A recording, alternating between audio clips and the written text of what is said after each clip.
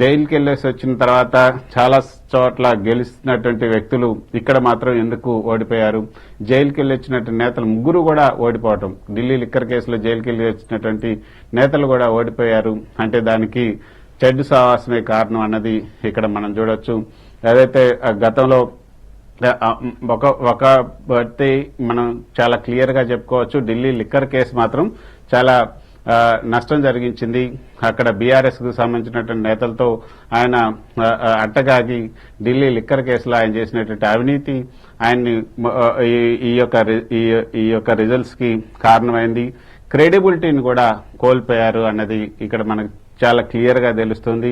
మనం సంక్షేమ పథకాలు ఇస్తున్నాం, ఉచిత పథకాలు ఇస్తున్నాం కాబట్టి ఓటర్లు మనకు ఓటేస్తారంటూ టేకెన్ ఫర్ గ్రాంటెడ్ గా తీసుకొని దాన్ని ఒక చాలా ఇదిగా తీసుకోవటం అన్నది ప్రజల్ని మనం దానివల్ల కూడా ఈ ఓటమి